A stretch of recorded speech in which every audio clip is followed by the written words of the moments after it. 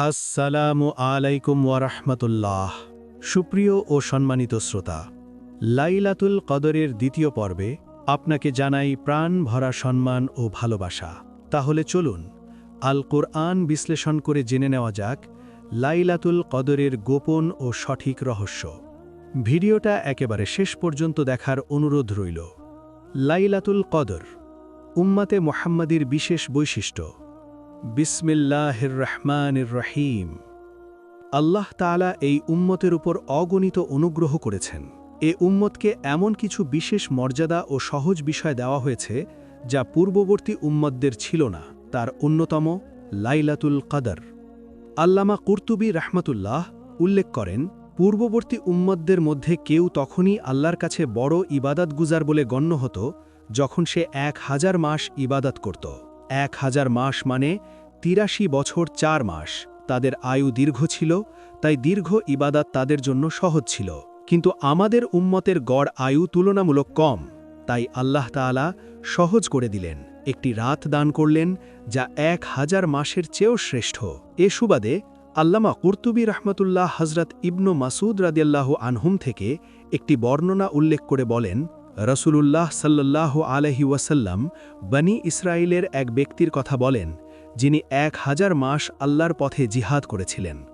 সাহাবীগণ এ কথা শুনে বিস্মিত ও ঈর্ষান্বিত হলেন। তারা ভাবলেন, আমরা তো এত দীর্ঘ আমল করতে পারব না। তখন আল্লাহ তাআলা সূরা আল কদর নাজিল করলেন, এ উম্মতের জন্য বিশেষ অনুগ্রহ স্বরূপ। সুতরাং লাইলাতুল কদর তাকদীরের রাত, মাগফিরাতের রাত, ফেরেশতায় পরিপূর্ণ রাত আর উম্মতে মুহাম্মাদির বিশেষ উপহার। তবে লাইলাতুল কদরের সন্ধান করব কি করে? লাইলাতুল কদর আল্লাহ তাআলা গোপন রেখেছেন, নির্দিষ্ট করে দেননি। ইতপূর্বে আপনারা জেনেছেন এর পেছনে অনেক হিকমত আছে। এই কারণেই রাসূলুল্লাহ সাল্লাল্লাহু আলাইহি ওয়াসাল্লাম আমাদের সাধারণ নির্দেশ দিয়েছেন, তাহাররাউ লাইলাতাল কদরি ফিল আশরিল আওয়াখিরি মিন রমাদান। রমজানের শেষ দশকে লাইলাতুল কদর অনুসন্ধান করো। আরেক হাদিসে এসেছে, তাহাররাউ লাইলাতাল কদরি ফিল উইতরি মিনাল আশরিল আওয়াখিরি মিন রমাদান। রমজানের শেষ দশকের বেজোর রাতগুলোতে তা খুঁজে নাও। সহিহ বুখারী হাদিস নাম্বার 2017, অর্থাৎ 21, 23, 25, 27 ও 29 এই রাতগুলো বিশেষ গুরুত্বের। নির্দিষ্ট কোনো তারিখ কি জানা আছে? প্রখ্যাত মুহাদ্দিস হাফিজ ইবনে হাজার আসকালানী রাহমাতুল্লাহ লাইলাতুল কদরের তারিখ নিয়ে বহু মতবাদ উল্লেখ করেছেন। তবে প্রায় সবার একমত, নিশ্চিত ও চূড়ান্ত তারিখ কারও জানা নেই। তবে অধিকাংশ আলেমের ধারণা এটি শেষ দশকের বেজোর রাতগুলোর মধ্যে হয়। আর 27তম রাতের ব্যাপারে বিশেষভাবে বেশি মত পাওয়া যায়। তবে 27তম রাত কি নিশ্চিত? 27তম রাত নিশ্চিত নয়। তবে এ ব্যাপারে সহিহ মুসলিমে হযরত উবাই ইবনে কাব রাদিয়াল্লাহু আনহুম থেকে বর্ণিত, তিনি বলেন, ওয়াল্লাহি ইন্নী লা আ'লামুহা ওয়া আকসারু ইলমি হিয়া লাইলাতু 27। আল্লাহর কসম, আমি জানি সম্ভবত সেটি 27-এর রাত। সহিহ মুসলিম হাদিস নাম্বার 762। তবে এটি তার দৃঢ় ধারণা ছিল, নিশ্চিত ওহী নয়। কিছু সূক্ষ্ম ইশারা। কিছু আলেম কোরআনের সূরা কদরের ভেতর থেকেও সূক্ষ্ম ইঙ্গিত খুঁজে বের করেছেন। সূরা কদরে আল্লাহ তাআলা বলেন, সালামুন হিয়া হাত্তা মাতলাইল ফজর। এটি শান্তিময় ফজর উদয় হওয়া পর্যন্ত। এখানে হিয়া শব্দটি সূরার গণনায় 27তম শব্দ হিসেবে আসে। এ থেকে কেউ কেউ ইঙ্গিত নিয়েছেন যে শবে কদর 27 রমজান হতে পারে। আরেকটি সুন্দর সূক্ষ্ম ইঙ্গিত কিছু আলেম উল্লেখ করেছেন। সূরা কদরে লাইলাতুল কদর বাক্যটি 3 বার এসেছে। লাইলাতুল কদর এই শব্দগুচ্ছে 9টি অক্ষর। 9 × 3 = 27। এই হিসেব থেকেও কেউ কেউ 27 তারিখের দিকে ইঙ্গিত করেছেন। এই প্রসঙ্গে একটি চমৎকার ঘটনা। তাফসিরে কুরতুবীতেও একটি সুন্দর ঘটনা আছে। একদিন হযরত উমর রাদিয়াল্লাহু আনহু সাহাবীদের জিজ্ঞেস করলেন, লাইলাতুল কদর কোন রাত? সবাই বললেন, ওয়াল্লাহু আ'লাম, আল্লাহই ভালো জানেন। সেখানে তরুণ আব্দুল্লাহ ইবনে আব্বাস রাদিয়াল্লাহু আনহুম উপস্থিত ছিলেন। তাকে জিজ্ঞেস করা হলে তিনি বললেন, আমি 7 সংখ্যার মধ্যে একটি বিশেষ মিল দেখেছি। আল্লাহ সৃষ্টি করেছেন 7 আসমান, 7 জমিন, তাওয়াফ 7 চক্কর, সাফা মারওয়ার সাই 7 চক্কর, রমিতে 7 কঙ্কর, সিজদার অঙ্গ 7টি। অনুরূপভাবে মানুষের সৃষ্টির ধাপগুলো কোরআনে 7 ভাবে এসেছে। আল্লাহ তাআলা বলেন, ওয়ালাকাদ খালাকনাল ইনসানা মিন সুলালাতিম মিন তিন। আমি মানুষকে মাটির সারাংশ থেকে সৃষ্টি করেছি। সুম্মা জাআলনাহু নুতফাতান ফি কারারিম মাকিন।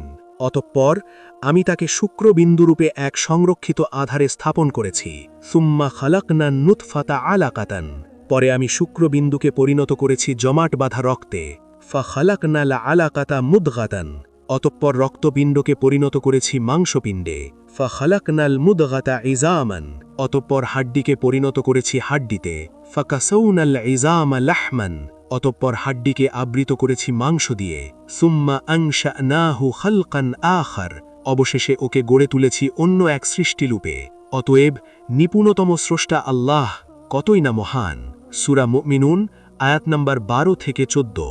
এখানেই শেষ নয়, কারণ এই আয়াতে মানব সৃষ্টির 7টি স্তর উল্লেখ করা হয়েছে। সর্বপ্রথম স্তর সুলালাতিম মিন তুইন, মাটির সারাংশ।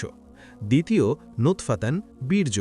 তৃতীয় আলাকাতান, জমাট বাঁধার রক্ত। চতুর্থ মুদগাতান, মাংসপিণ্ড। পঞ্চম রিজমান, হাড্ডি। ষষ্ঠ লাহমান, অস্থিকে মাংস দ্বারা আবৃতকরণ।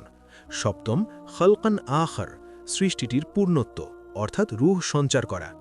সূরা তাবাসাতেও খাদ্যের প্রসঙ্গে এসেছে, ফালইয়ানজুরিল ইনসান ইলা তাআমিহি ফাআনবাতনা ফিহা হাব্বা ওয়া ইনাবান ওয়া কদবা ওয়া যাইতুনান ওয়া নাখলা ওয়া হাদাইকা গুলবা ওয়া ফাকিহাতান ওয়া আব্বা। মানুষ তার খাদ্যের ব্যাপারটাই ভেবে দেখুক না কেন। আমি প্রচুর পরিমাণে পানি বর্ষণ করি, তারপর জমিনকে বিদীর্ণ করে দেই। অতঃপর তাতে আমি উৎপন্ন করি শস্য, আঙুর ও শাকসবজি, জাইতুন ও খেজুর, আর ঘন বৃক্ষ পরিপূর্ণ বাগবাগিচা, আর নানান জাতের ফল ও ঘাস লতাপাতা। সূরা আবাসা আয়াত নাম্বার 24 থেকে 30। আলোচ্য আয়াতসমূহে খাদ্যের ব্যাপারটা 7টি বিষয় উল্লেখ করা হয়েছে। 1 হাব্বান, শস্য। 2 আইনাবান, আঙুর। 3 কদবান, শাকসবজি। 4 জাইতুনান, জাইতুন। 5 নাখলান, খেজুর। 6 হাদাইকা গুলবা, ঘন বৃক্ষ পরিপূর্ণ বাগবাগিচা। 7 ওয়াফাকিহাতাউ ওয়া আব্বা, নানান জাতের ফল ও ঘাস লতাপাতা। এই সব মিল দেখে আব্দুল্লাহ ইবনে আব্বাস রাদিয়াল্লাহু আনহুম বললেন, যেহেতু লাইলাতুল কদর শেষ দশকে, তাই 7-এর হিসাবে 27তম রাত বেশি উপযুক্ত মনে হয়। কথা শুনে হযরত উমর রাদিয়াল্লাহু আনহু প্রশংসা করে বললেন, তোমরা এই পূরণের মতো বিশ্লেষণও করতে পারলে না। তাফসির কুরতুবী ও সূরা মুমিনুন। তবে মনে রাখতে হবে, এগুলো নিশ্চিত দলিল নয়, বরং ইশারা মাত্র। কুরআন বা সহিহ হাদিসে স্পষ্টভাবে 27 তারিখ নির্ধারণ করে দেওয়া হয়নি। তাহলে কি করবে একজন মুমিন? হাকিমুল উম্মাহ হযরত মাওলানা আশরাফ আলী থানভী রাহমাতুল্লাহ একটি অত্যন্ত কার্যকর কথা বলেছেন। যে ব্যক্তি শবে কদরের নিয়াতে রাত জেগে ইবাদত করবে, তার নিয়াতের কারণে ইনশাআল্লাহ সে শবে কদরের সওয়াব পাবে। কারণ রাসূলুল্লাহ সাল্লাল্লাহু আলাইহি ওয়াসাল্লাম বলেছেন, ইন্নামাল আমালু বিন্নিয়াত, সমস্ত আমল নিয়াতের উপর নির্ভরশীল। সহিহ বুখারী হাদিস নাম্বার 1। অর্থাৎ যদি বান্দা আন্তরিকভাবে ধারণা করে আজ হয়তো লাইলাতুল কদর, তারপর এই নিয়াতে ইবাদত করে, তাহলে আল্লাহ তার নিয়াতের মর্যাদা দেবেন। একজন ফার্সি কবি খুব সুন্দরভাবে বলেছেন, এ খ্বাজা চে জু ইজা শবে কদরি নিশানি, হর শব শবে কদরিস্ত আগার কদরে বিদানি। হে বন্ধু, তুমি কেন শবে কদরের আলামত খুঁজে বেড়াও? তুমি যদি কদর করতে জানো, তবে প্রতিটি রাতই তোমার জন্য শবে কদর। লাইলাতুল কদর পাওয়ার সহজ পদ্ধতি। হযরত মাওলানা জুলফিকার আহমদ নকশবন্দি রাহমাতুল্লাহ বলেন, লাইলাতুল কদরের বরকত পাওয়ার একটি খুব সহজ কিন্তু গভীর রহস্য আছে। যে ব্যক্তি আল্লাহ তাআলার ক্ষমা চায়, তার জন্য প্রথম কাজ হলো নিজের অন্তর পরিষ্কার করা। কারো প্রতি রাগ, হিংসা, বিদ্বেষ বা অভিযোগ মনে জমে থাকলে তা বের করে দেওয়া। আল্লাহের সন্তুষ্টির জন্য সবাইকে ক্ষমা করে দেওয়া। তিনি আরও বলেন, এটা কোনো সাধারণ কথা নয়, এটা সেই হীরা মুক্তার মতো নাসিহাত যা আল্লাহর ওলিদের মাহফিল থেকে পেয়েছি। যে ব্যক্তি শেষ 10 রাতের কোনো রাতে জেগে ইবাদত করে এবং নিজের বুককে হিংসা ও রাগমুক্ত করে, আশা করা যায় হাসরের দিন আল্লাহ তাআলা এই আমলটাকেই বাহানা বানিয়ে তাকে ক্ষমা করে দেবেন। আরেকটি সূক্ষ্ম কিন্তু গুরুত্বপূর্ণ রহস্য। আমাদের শায়েখ ও মুর্শিদ বলেন, অনেকেই মনে মনে চায় যে আমি যদি লাইলাতুল কদরের রাতে ইবাদত করতে নাও পারি, তবু যেন তার সওয়াব পাই। এই আশা প্রায় সবার অন্তরেই থাকে। আর আল্লাহ তাআলা দয়ালু, তিনি এই সুযোগও রেখেছেন। আল্লাহ তাআলা বলেছেন, তানাজ্জালুল মালাইকাতু ওয়ার রূহু ফিহা বিইজনি রাব্বিহিম মিন কুল্লি আমর, সালামুন হিয়া হাত্তা মাতলাইল ফজর। সে রাতে ফেরেশতারা ও রূহ জিব্রাইল তার রবের অনুমতিতে সকল কল্যাণ নিয়ে অবতীর্ণ হন। সে রাত শান্তিময়। কিন্তু এই বরকত ঠিক কখন শুরু হয়, কোন রাতে, কোন সময় তা কেউ জানে না। তবে আল্লাহ তাআলা একটি ইশারা দিয়েছেন, হিয়া হাত্তা মাতলাইল ফজর। এই বরকত ফজর উদয় হওয়া পর্যন্ত অব্যাহত থাকে। এখান থেকেই সহজ সমাধানটি বোঝা যায়। যখনই লাইলাতুল কদর হবে, তার বিশেষ বরকত শুরু হয়ে সুবহে সাদিক পর্যন্ত অবশ্যই থাকবে। অতএব আমরা যারা দুর্বল মুমিন, যারা সারা রাত জেগে ইবাদত করতে পারি না, আমরা যখন সাহরির জন্য উঠি, যদি তখন অল্প হলেও 2 রাকাত তাহাজ্জুদ পড়ে নিই, কিছুক্ষণ আল্লাহকে ডাকি, ক্ষমা চাই, ইনশাআল্লাহ আমরাও লাইলাতুল কদরের ইবাদতের সওয়াব থেকে বঞ্চিত হব না। সংক্ষেপে বললে, অন্তর পরিষ্কার করুন, মানুষকে ক্ষমা করুন, সাহরির সময় কিছু ইবাদত করুন, ইনশাআল্লাহ লাইলাতুল কদর পেয়ে যাবেন। আল্লাহ তাআলা আমাদের সবাইকে লাইলাতুল কদরের বরকত নাসিব করুন, আমিন। পরের পর্বে লাইলাতুল কদরের দোয়া নিয়ে আলোচনা করব ইনশাআল্লাহ। আজকের পর্ব এখানেই শেষ করলাম। আসসালামু আলাইকুম ওয়া রাহমাতুল্লাহি ওয়া বারাকাতুহু।